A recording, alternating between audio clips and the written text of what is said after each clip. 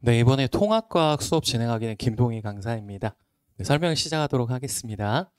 먼저 제가 통합과학에서 말씀드릴 부분은 총 3가지 부분을 가지고 이제 말씀을 드릴 건데요. 먼저 첫 번째 보시면 이제 분석이라는 주제를 가지고 통합과학이 지금 현재 어떻게 구성되어져 있는지를 말씀드리려고 합니다. 두 번째는 수업 자체에 대해서 이제 좀 말씀을 드리려고 하고요. 마지막 세 번째는 그러면 관리는 어떻게 되는지 그렇게 이제 3가지를 바탕으로 해서 말씀드리도록 하겠습니다. 먼저 첫 번째 이제 분석 같은 경우에 좀 보시게 되면은 15계정에서 이제 22계정으로 이렇게 바뀌게 되면서 좀 변화된 부분들에 좀 초점을 맞췄습니다. 그래서 보셨을 때 중요한 거는 결국은 5등급 체제로 바뀌었다라는 게 결국은 중요하죠. 그래서 예전에는 1, 2등급의 퍼센티지가 이제 11%였는데 이번에 바뀌게 되면서 1등급이 사실상 10%로 이제 변화가 일어났습니다. 그러니까 내신에서 준비해야 될 때 제일 중요한 거는 1등급을 꼭 맞아야 된다라고 하는 부분들이 좀 생겼기 때문에 이걸 우리가 맞추기 위해서 좀 준비하는 게 많이 필요하다라고 생각을 하고요. 두 번째로 이제 수능에서 많이 변화된 부분은 원래 과탐하고 이제 사탐에서 총 17과목이었습니다. 그 중에서 이제 2과목을 선택하는 거였는데 이제는 통합과학과 통합사회로 나뉘었기 때문에 이 두 부분을 둘 다 이제 공부하는 게 매우 큰 범위를 좀 차지하게 됐다라고 생각을 해주시면 될 것 같습니다. 그래서 저는 이제 통합과학에 대해서 좀 자세하게 좀 설명을 드리려고 하는데 먼저 계정 통합과학이 이제 되면서 좀 달라지는 부분을 보겠습니다. 통합과학이 이전에는 다음과 같이 이렇게 총 4개의 단원으로 되어져 있었고요. 이 4개의 단원이 이제는 통합과학 1, 2로 2개로 나누어졌습니다. 그러니까 1학기 부분과 2학기 부분으로 이제는 완벽하게 나눠져 있다는 것이죠. 그러니까 이전의 교육과정에 지금 있을 때 이렇게 4과목으로 이 4단원으로 돼 있다 보니까 학교 선생님들께서 이제 일부러 이제 문제 자체를 좀 어렵게 내시기 위해서 1단원하고 3단원을 같이 연결해서 1학기 중간고사를 내시기도 했습니다. 일부 학교에서는. 그러다 보니까 미리 공부를 하는 게 특히 아이들에게 좀 많이 힘든 부분들이 있었는데 이제는 1, 2로 분명하게 나뉘었기 때문에 각 단원별로 우리가 학기별로 좀 공부를 하는 게 매우 중요하다라고 생각을 해주시면 되겠고요.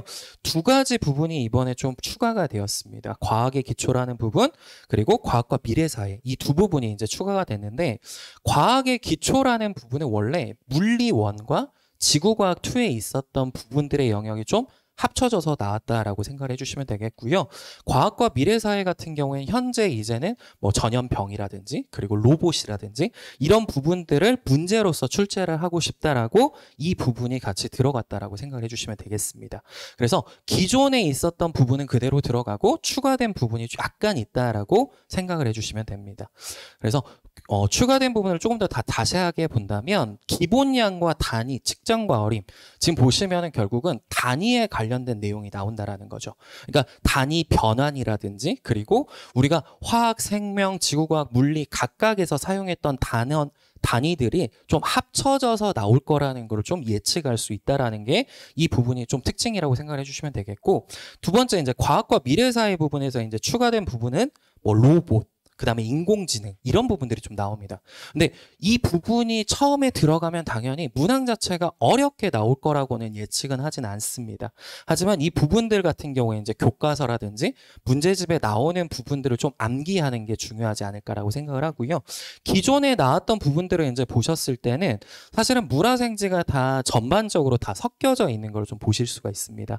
그래서 1학기 부분의 물리화학 파트 그리고 2학기 부분의 물리화학 파트가 좀 주된 내용이다라고 좀 생각을 해주시면 되겠고 이번에 지금 통합과학이 이제 개정이 되면서 예시 문항들이 좀 출제가 됐습니다.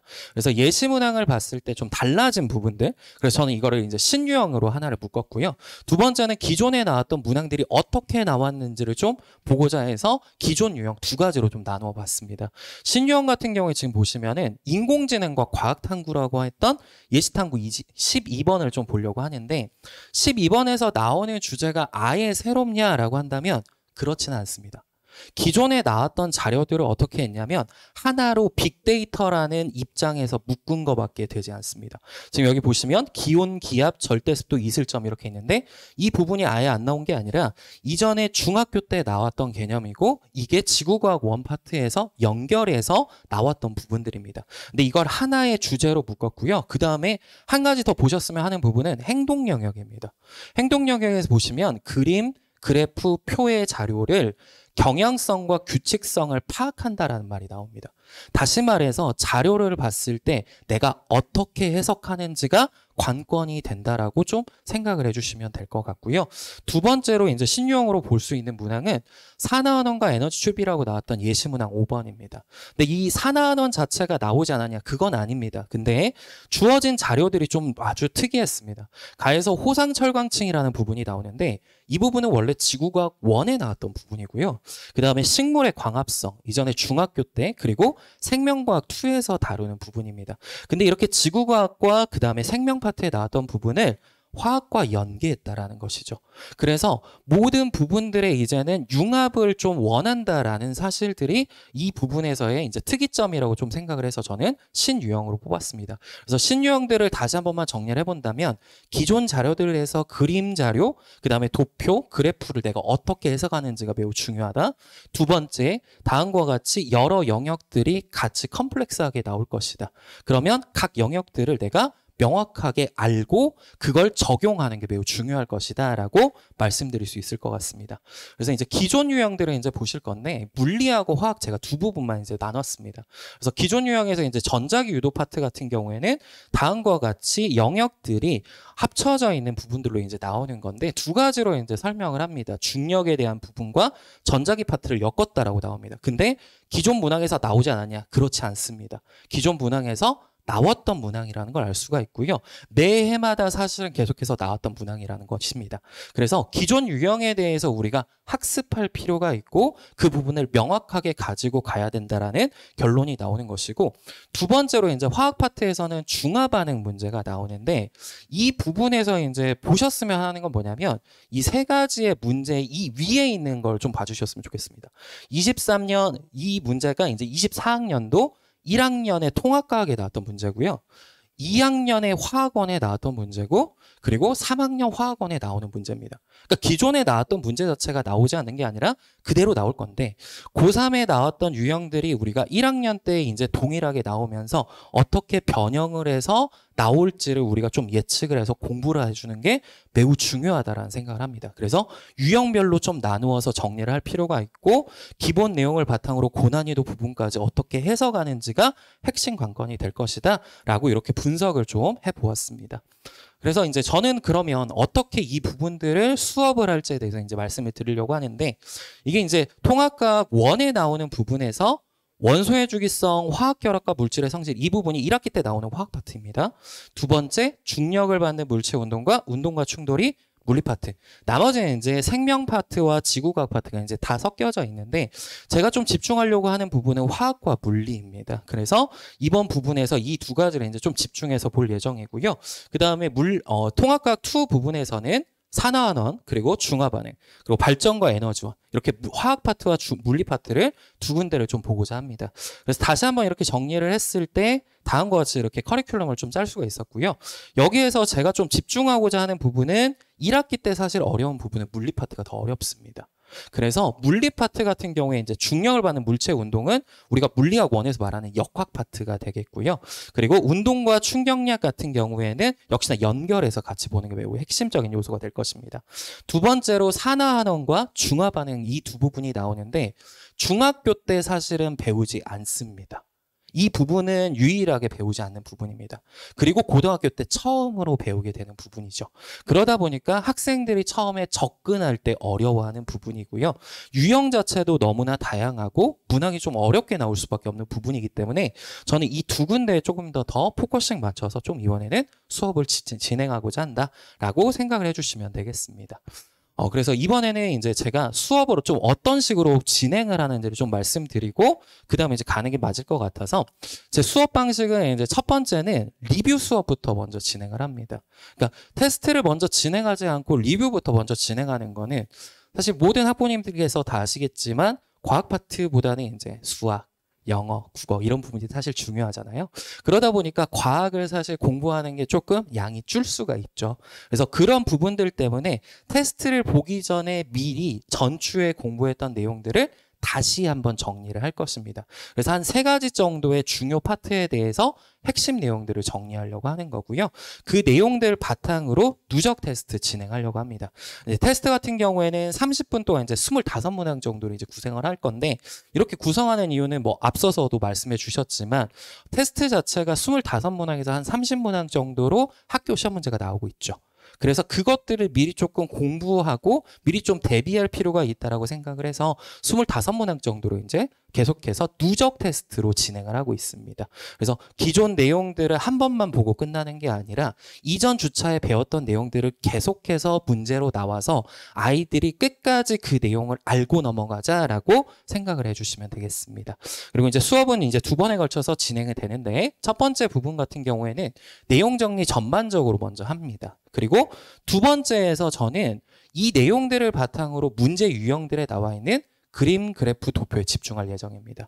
사실 과학 같은 경우에는 결국은 그림, 그래프, 도표에 대한 문항이 너무 많이 나오고 있고, 이걸 어떻게 해석하는지가 저는 제일 중요하다고 생각을 합니다. 그래서 그 부분에 대한 것들을 조금 더 집중하려고 하고, 그리고 여기서 제일 중요한 거는 반복입니다. 한 번 하고 끝나는 게 아니라 여러 번에 걸쳐서 저는 내용들을 다시 한번 보는 게 중요하다고 생각을 하고요. 그래서 반복하는 부분들을 좀 생각해 주시면 되겠고, 마지막은 PPT로 자료들 다시 한번 정리하고 마무리할 수 있도록 하겠습니다. 교재 같은 경우에는 이제 박헌지 통합과학연구소와 저는 이제 같이 연계하여서 기본 개념 교재, 그 다음에 이제 주간지, 솔루션하고 이제 테이크오버라고 하는 이 두 책이 있는데, 이거는 감랑상구에서 나오는 대부분의 시험지들을 다시 한번 분석을 했고요. 그 시험 문제들 중에서 중요한 문제만 좀 뽑았습니다.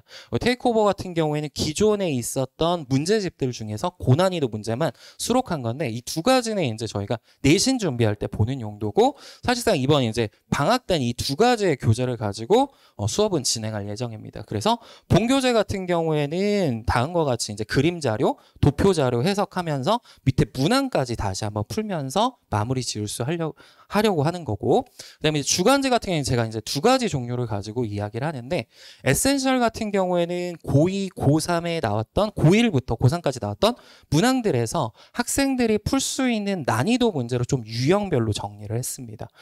이렇게 정리하는 이유는 뭐냐면, 사실 학교 선생님들께서 지금 현재 내는 시험 문제는 모의고사 문제를 변형해서 내시는 경우가 너무 많습니다. 그러다 보니까 기존 유형들이 어떻게 나왔는지를 알아야 거기에서 변형된 문항을 풀 수 있다라고 생각을 하는 거고요. 그래서 이 문항들을 유형별로 좀 정리를 해서 먼저 풀고, 시그니처 같은 경우에 이제 난이도별로 좀 나눠놨습니다. 그래서 동일한 유형 문제라고 하더라도 난이도가 다르기 때문에 자기가 풀 수 있는 문항들을 좀 집어서 그 문항들을 풀 수 있도록 하겠다라고 말씀드릴 수 있을 것 같고, 테스트 같은 경우에는 이제 이쪽에서 보셨으면 하는 부분은 이런 식으로 나오는 건 사실은 학교 시험 문제에서 이렇게 나오죠. 그러니까 학교 시험 문제에 저는 익숙해졌으면 좋겠다라고 생각을 합니다. 그래서 일부러 다음과 같이 학교 유형처럼 테스트를 좀 만들어 놨고, 학교 유형하고 제일 비슷한 문항들로 지금 출제는 하고 있습니다. 그리고 누적 테스트를 위해서 다음과 같이 이제 테스트를 봤을 때 아이들이 많이 틀렸던 문항들은 계속해서 재출제를 하여서 누적적인 공부가 될 수 있도록 하겠다라고 말씀드릴 수 있을 것 같고, 학교 기출 문제는 지속적으로 이제 복원하는 노력을 하고 있습니다. 다들 알다시피 이제 모두 흑백으로 사실은 나와야 정상이거든요.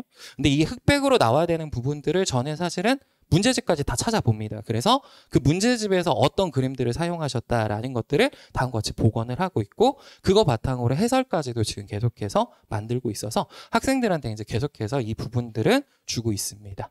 그리고 이제 세 번째로 관리에 대한 부분 말씀드리고 마치려고 하는데, 이번에 가장 중점으로 생각하는 거는 제가 수업 전후 1시간 이제 클리닉을 진행을 하려고 합니다. 근데 이렇게 진행하는 이유는 학생들 중에서 이제 처음 시작하는 친구들은 그냥 내용을 봤을 때 바로 문제풀이는 사실 어렵습니다. 그래서 그 문제풀이가 될 수 있는 방법들은 선생님 자체가 그 문항에 대해서 해석을 해줘야 되고, 그림은 어떻게 봐야 되고, 그래서 문제풀이하는 순서는 어떻게 되는지까지도 조금 알고 나야 학생들이 문제를 풀 때 좀 쉽게 풀 수 있다고 저는 생각을 합니다. 그래서 이번 여기 보시면 제일 중요한 부분은 30분에 제가 한 가지 유형에 대해서 풀이를 할 거고요. 동일한 문제 유형을 여러 번에 걸쳐서 우리 학생들이 풀 수 있도록 하려고 합니다. 그래서 수업 전후 1시간 중에서 이제 수업 전은 이전 주차에 배웠던 내용들을 바탕으로 클리닉을 진행을 할 거고, 수업 후 1시간 같은 경우에는 이번 주에 배웠던 내용을 바탕으로 문제 유형들을 좀 선별을 해서 같이 진행을 하려고 하고 있습니다. 카톡 같은 경우에 이제 24시간 질문이 가능한데, 학생들하고 이제 문제 풀이를 하다 보면 카톡을 통해서 풀이가 좀 진행이 어려운 경우들이 있습니다. 그래서 그럴 때는 줌 통해서 다시 한번 설명도 진행을 하고 있다라는 거 알아주시면 될 것 같고요. 그리고 이제 수업 동영상이나 문항풀이 같은 경우 이제 제가 계속해서 패드로 문제 풀어서 우리 학생들에게 공유하고 있습니다. 그래서 다시 한번 이제 말씀드리고 마무리 지으려고 하는데, 11월 17일 다음 주 일요일입니다. 다음 주 일요일 이 시간에 7회에 걸쳐서 물리와 화학 위주로 하여서 수업 진행하려고 하고요. 8회 같은 경우에는 수업 진행한 이후에 1학기 파트에 대해서 다시 한번 11월 달부터 진행하려고 합니다. 그래서 개념서 주간지 가지고 계속해서 내용 확인하겠고요. 마지막 클리닉 같은 경우에 좀 집중해서 더 우리 아이들에게 처음 시작하는 친구들 잘 할 수 있도록 하겠습니다. 에센셜 더 코어라고 저는 필수적인 개념은 꼭 지금 배우고 가는 게 맞다라고 생각을 합니다. 그래서 지금까지 들어주셔서 너무 감사합니다.